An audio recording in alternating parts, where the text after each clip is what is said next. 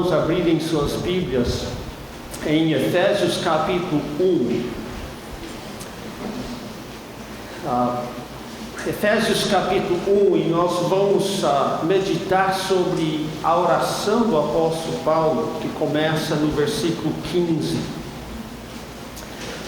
Eu, para economizar tempo, não vou ler toda a passagem, porque eu sei que os irmãos recentemente estudaram a passagem, mas vou ler enquanto a gente estuda ela. Eu tenho muito para falar e há poucos minutos em que falar. Para entender o que está acontecendo nessa passagem, nós precisamos entender que todos nós somos guiados por um mapa interno que nos ajuda a navegar o mundo em que vivemos. Deixe-me tentar explicar o que eu estou querendo dizer. O mundo é muito complexo e nossos olhos e nossas mentes só conseguem perceber uma pequena parcela desse mundo. Nós não entendemos como as coisas se relacionam umas com as outras e ao mesmo tempo a gente só tem em mente poucas coisas. Nós não podemos enxergar como as coisas se relacionam umas com as outras. Então, nós temos que ter algum mapa mental, algum mapa interno que pega os fatos e as ideias que encontramos e organiza esses fatos e ideias para você ter uma ideia do que está acontecendo. Então, você de fato não está enxergando um púlpito. Você está enxergando uma coisa marrom, feita de madeira, organizada em um certo formato, mas é a sua mapa mental que vê essas coisas e, sem você perceber, fala, isso é um púlpito. Você poderia entrar em outra igreja e ver uma coisa completamente diferente, e sua mapa mental, um formato diferente, uma coisa menor, uma cor diferente, talvez material diferente, e sua mapa mental vai imediatamente te informar que você está vendo um púlpito.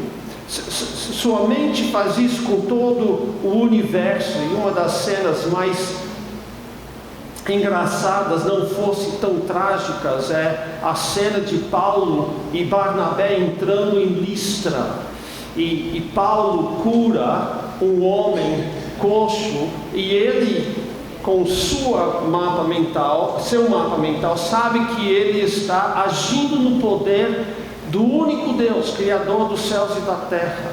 Mas o povo licaônico lá não tem esse mesmo mapa, e eles acharam que eram os deuses que haviam chegado para os homens, disfarçado de homens, e que Paulo era o deus Hermes, porque ele falava muito. O deus Hermes é o mensageiro dos deuses, e que Barnabé, o mais quieto, mas aparentemente o mais poderoso, deveria ser o Júpiter, e ele que era o chefe dos deuses. Então estavam os dois deuses disfarçados, o mapa mental deles estava errado.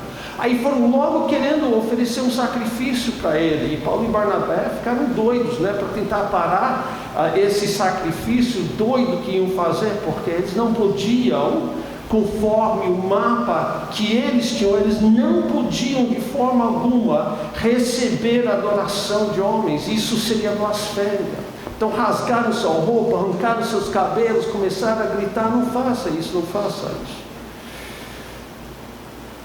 Agora, seu mapa pode ser bom ou ruim, pode ser preciso ou enganoso.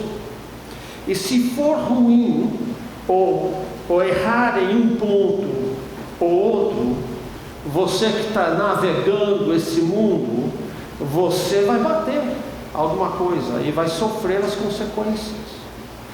Há várias espécies de mapas que existem em nosso mundo. Eu quero mencionar apenas dois, porque são categorias gerais. Existe um mapa que contém só coisas desse mundo. Não existem realidades fora desse mundo. É como os primeiros colonizadores que chegaram no Brasil, não conheciam nada no Brasil, então foram navegando a costa e desenhando isso no mapa, foram adentrando e desenhando isso no mapa.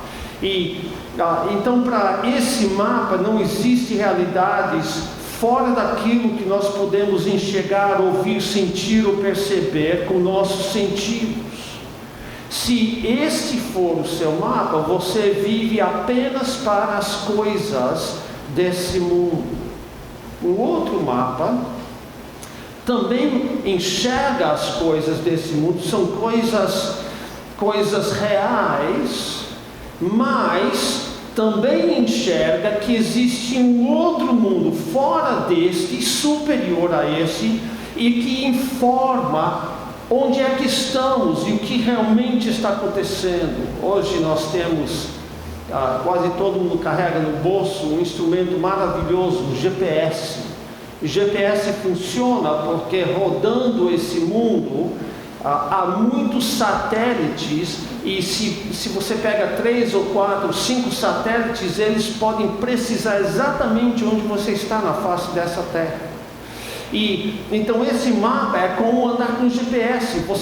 Você tem uma realidade fora desse mundo que te informa o que é que você está vendo aqui e o que está acontecendo. E se este for o teu mapa, você viverá aqui nesse mundo sempre fazendo referência às coisas superiores. Você estará vivendo para uma outra realidade, diferente do que desta realidade aqui nesse mundo. Isto é o que a Bíblia chama de a vida de fé. Agora veja que o progresso real é só possível se navegarmos com o mapa correto, que nos mostra não somente a verdade sobre a realidade, mas também mostra o nosso destino final, nosso destino verdadeiro. Se você quer ir a São Paulo, mas o seu mapa te põe na estrada indo para Fortaleza, você nunca vai chegar em São Paulo. Não importa quantas horas você ficar sentado naquele carro dirigindo, você está indo na direção errada. E o progresso, nesse caso,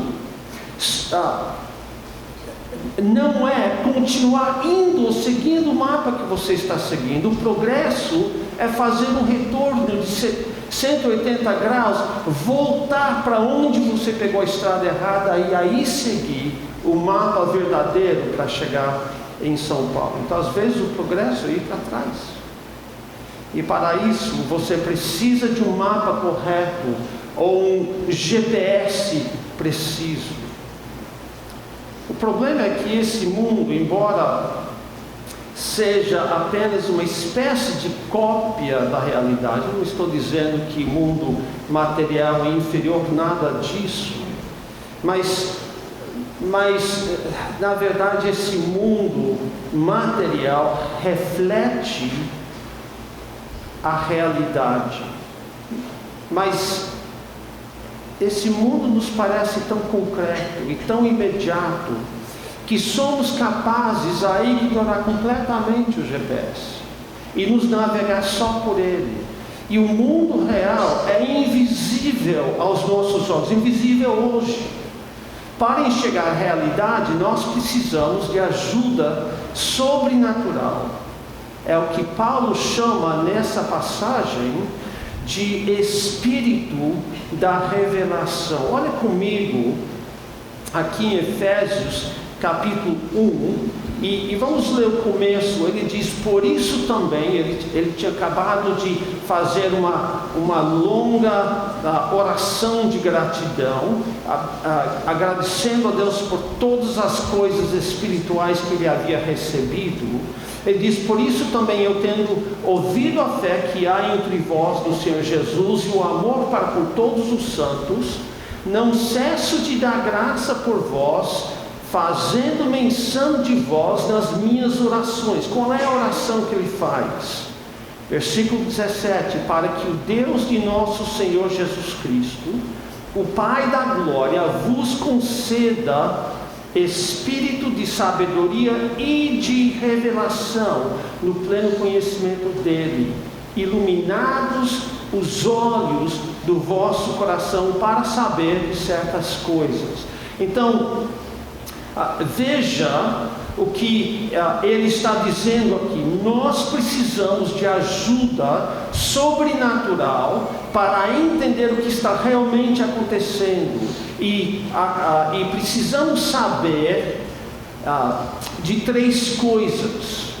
Em outras palavras, precisamos nos guiar pela realidade, precisamos enxergar as coisas como realmente são, e só podemos fazer isto se enxergamos três realidades espirituais. Então vejamos a primeira realidade que nós precisamos conhecer. Versículo 18 é a esperança do seu chamamento. Versículo 18 diz: iluminados os olhos do vosso coração para saber qual é a esperança do seu chamamento. Qual é a esperança do seu chamamento?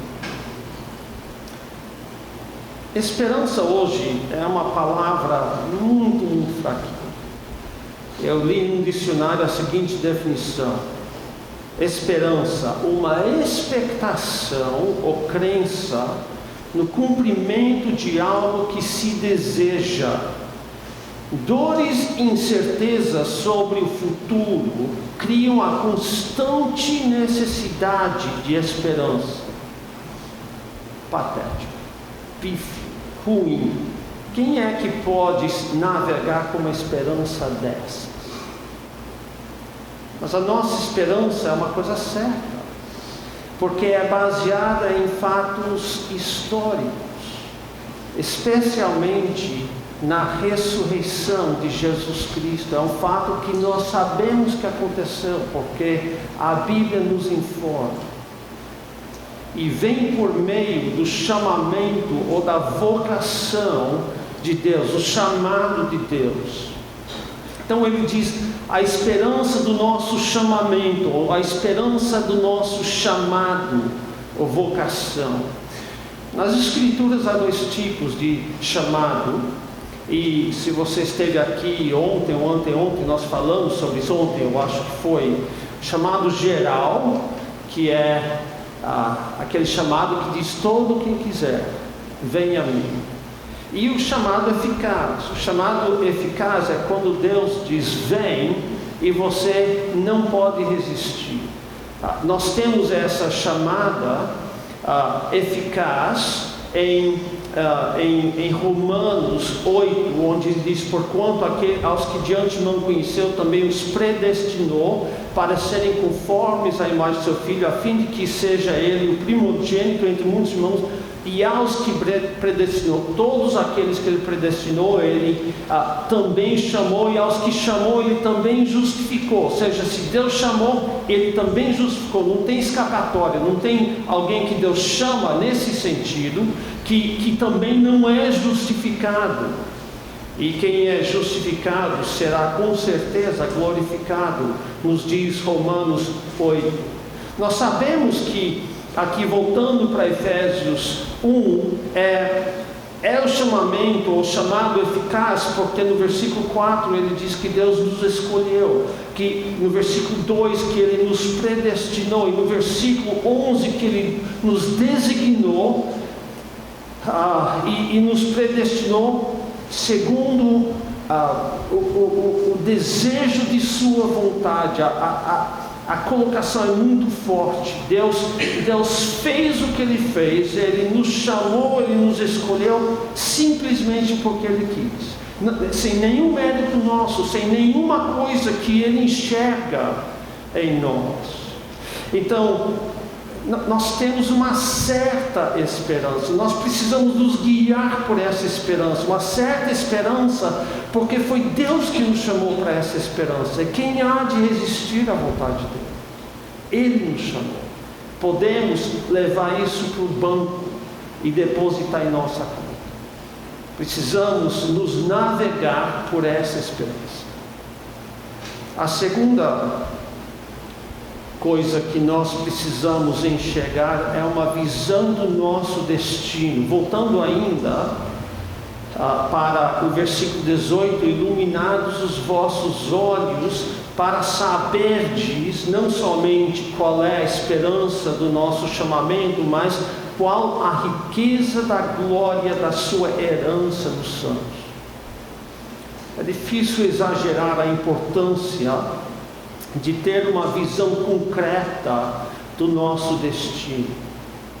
Se você sabe onde é que você está indo e você realmente quer chegar lá, você é capaz de fazer grandes sacrifícios e esforços para chegar lá. Imagina que você quer ser presidente do Brasil ou dos Estados Unidos. O caminho para ser presidente dos Estados Unidos ou do Brasil não é um caminho que você decide fazer hoje e daqui 3 meses você é eleito. É uma coisa que você leva quase a vida inteira, e você começa a se preparar para a próxima eleição 3 ou 4 anos antes que venha a eleição, e você tem que estar disposto a sofrer todo tipo de desaforo, acordar cedo, fazer 5, 6 comícios por dia em lugares diferentes, e estudar todas as questões e imergir a sua vida para você chegar ao topo. Ou imagina que você quer ser um grande violinista, ou tenista, ou escritor. Você vai evitar distrações e atalhos. Você vai ignorar todas as vozes que dizem: isso você não vai conseguir.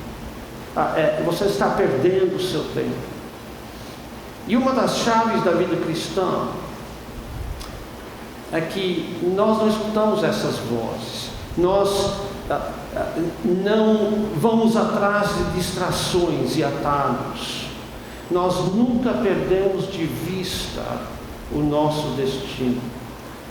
Uma epístola paralela a essa epístola de Efésios é Colossenses, e no capítulo 3 ele diz: portanto, se fostes ressuscitados juntamente com Cristo, buscai as coisas lá do alto, onde Cristo vive, assentado à direita de Deus.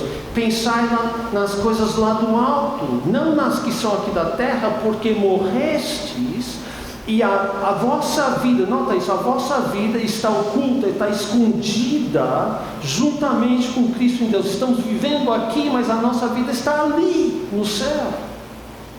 E quando Ele, que é a nossa vida, se manifestar, então o que nós realmente somos será manifestado com Ele em glória. Agora, em Efésios 1, precisamos enxergar 2 coisas sobre o nosso destino. Primeiramente, que a herança é a herança de Deus. Ele não diz para enxergarmos a riqueza da glória da nossa herança nos santos, mas a riqueza da glória da sua herança nos santos, a herança de Deus. Deixe-me dizer que se isso não enche você de alegria, de esperança, de desejo, de anelo, ser a herança de Deus, escolhe outra religião, porque a religião cristã leva para isso. Nós fomos chamados para isso, esse é o destino. Procure outra religião que não vai levar você para gozar a presença de Deus para sempre, porque nós somos salvos para isso, nós fomos criados para isso. E nota também que a herança divina é a herança dos santos. Nós não somos motivados por algo que Deus nos fará, somos motivados pelo próprio Deus. Ele é a recompensa de todas as coisas que sofremos e aguentamos. Nossa esperança não é como a esperança dos homens muçulmanos, né? Morrer no jihad e receber 70 virgens no paraíso. Nossa esperança não é sombra e água fresca, é viver vida de rico no céu, vida de bens materiais. Nossa esperança é celebrar Deus, é regozijar na presença de Deus, na companhia de todos os santos. Mas a boa notícia é que é justamente para isso que nós fomos criados. Deus nos criou para louvarmos a sua glória e desfrutar Ele para sempre. Todos os prazeres legítimos desta vida são apenas placas nos apontando para aquele lugar, para aquele destino. E todos os prazeres ilegítimos nesse mundo são distrações que nos tentam desviar do caminho. Não sei se você assistiu aquele filme de desenho animado chamado Up, daquele velho com aquele menino que estava indo para a América do Sul. A América do Sul é que nem a América, só que é no Sul, né? A moça diz. Aí estão sendo perseguidos por cachorro. E os cachorros estão dirigindo aviões e alguém diz esquilo, e todos os cachorros fazem assim e né? Nós somos que nem aqueles cachorros, né? A gente está indo para o céu e dirigindo para nosso destino final e alguém diz esquilo e nós somos distraídos pela primeira coisa reluzente que nos pega. C.S. Lewis diz: na realidade, se considerarmos as promessas pouco modestas de galardão e a espantosa natureza das recompensas prometidas nos evangelhos, diríamos que nosso Senhor considera os nossos desejos não demasiadamente grandes, mas demasiadamente pequenos. Somos criaturas tímidas, brincando com bebida e sexo e ambição, quando o infinito gozo nos é oferecido, como uma criança ignorante que quer fazer bolinhos de barro na favela, porque ela não pode imaginar o que significa a oferta de tirar férias na praia. Nunca viu mar, nunca viu praia, quer ficar lá, está gostoso aqui. Ficamos satisfeitos facilmente demais. E se você quiser uma coisa um pouco mais da nossa experiência, veja um hino do cantor cristão de número 90, um dos maravilhosos hinos que nós temos. Olhando o lenho crucial é a cruz, em que morreu da glória o Rei, ou seja, o Rei da glória. Para as honras, para a vida mundanal, desprezo eterno voltarei. Quando eu olho para a cruz de Cristo, quando eu olho para o meu destino final, e daí depois eu olho para esse mundo, eu não quero saber desse mundo, eu quero saber daquilo, aquilo lá é o meu destino. Então nós precisamos enxergar o nosso destino. Em terceiro lugar, precisamos enxergar o poder ao nosso dispor.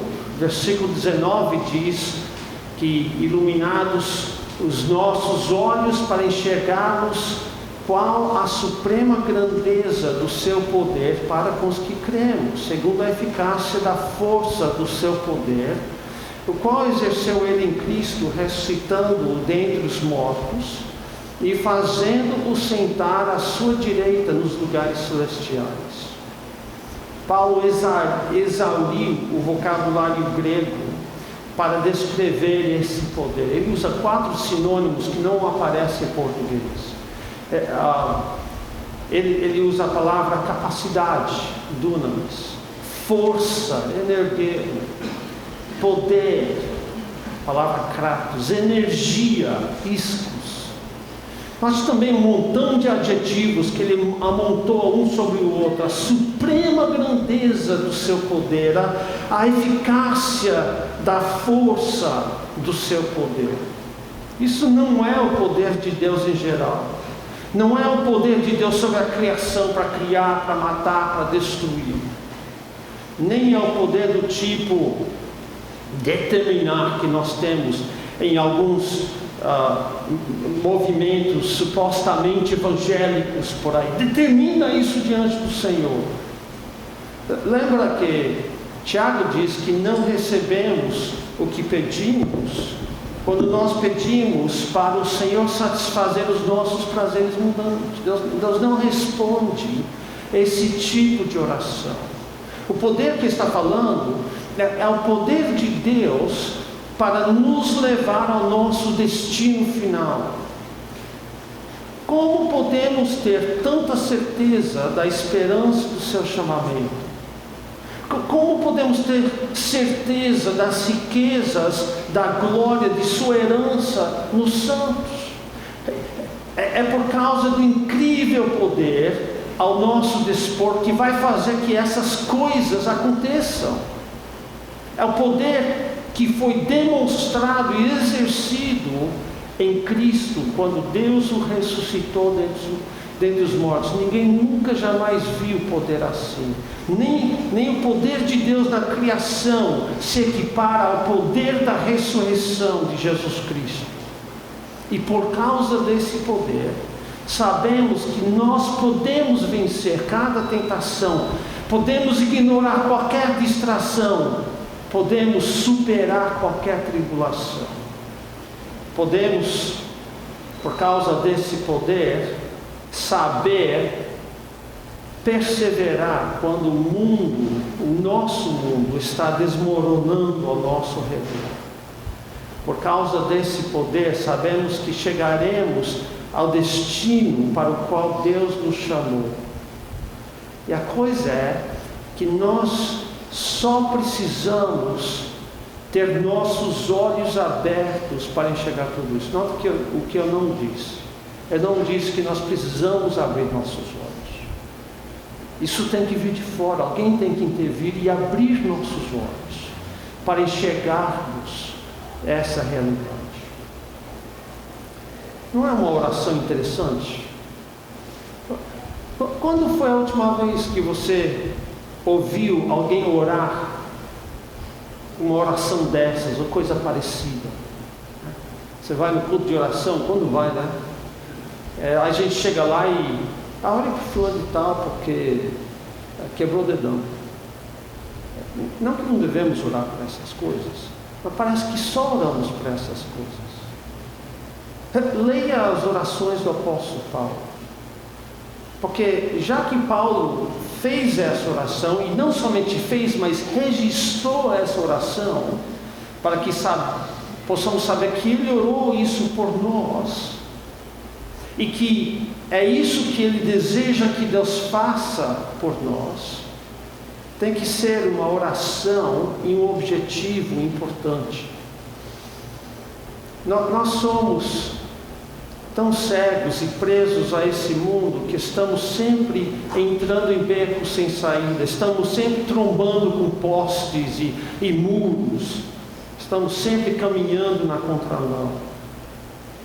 Nos distraímos com o primeiro objeto interessante que pega a nossa atenção, que entra na nossa visão periférica. Nós precisamos que Deus abra os nossos olhos para enxergar a realidade que nós temos em Cristo. E precisamos enxergar essa realidade não apenas com as nossas mentes, mas com os nossos corações. Precisamos ser cidadãos leais à cidade celestial. Agora, isso é um ideal muito bonito, não é? Eu me empolgo cada vez que eu penso nisso. Mas o que eu devo fazer para desenvolver esse ideal em minha vida? Eu quero terminar, estou quase no fim, quero terminar fazendo 3 sugestões muito, muito práticas. 3 sugestões concretas que você pode sair daqui e fazer essas 3 coisas. E isso vai te ajudar. Primeira coisa é pedir. Memorize essa oração. Faça essa oração a Deus. Ore por você mesmo, que Deus faça isso na sua vida. E ore isso para os seus irmãos aqui. E pelos irmãos que você não conhece. E pelos missionários que você está sustentando. E pelas congregações desses missionários. Peça a Deus. Deus diz: quem pede, recebe. Quem bate, abrir-se-lhe-á. Quem busca, encontra. Faça isso. Busca. Deus quer saber se você está sério querendo essas coisas. Peça a Ele. Não peça uma vez não. Uma vez só não. Peça repetidas vezes. Se não diariamente, semanalmente. Peça que Deus abra seus olhos para você enxergar a realidade celestial, invisível aos olhos, que você só consegue enxergar pela fé. Você precisa que o Espírito Santo faça isso no seu coração. Peça. Segunda coisa é busque. Nós não pensamos nas coisas lá do alto porque nós não buscamos as coisas lá do alto. Como é que você pode buscar? No mínimo, você tem que ler sua Bíblia. O pastor Marcos perguntou essa semana, ele disse que ele estava conversando com alguém que tinha mestrado, doutorado, sei lá o que, em teologia, e perguntou para essa pessoa: já leu a Bíblia completa? Não. Vai formar mestre em teologia. Que vergonha, mas ler a Bíblia não é responsabilidade só do pastor. Tem uma senhora, na primeira igreja que meu pai fundou, em 1972, meu pai lançou o desafio, perto do Natal, para as pessoas lerem a Bíblia uma vez por ano. Se você ler sua Bíblia, se você ler 3 capítulos por dia e 5 capítulos ao domingo, você lê a Bíblia em um ano. Se você ler 30 minutos por dia, você lê sua Bíblia em 4 ou 5 meses. Não é difícil. Pega seu relógio, seu timer, coloca lá, começa a ler 30 minutos, quando faz... termina o capítulo, marca páginas, e em 4 meses, 3, 4 meses, 4, 5 meses, você lê tudo. Não é difícil. Tem uma senhora, Dona Laura, ela está com mais que 90 anos. Em 72, ela aceitou esse desafio e nunca perdeu um ano de lá para cá. Quer conhecer uma mulher que conhece a palavra de Deus? Fala com a Dona Laura.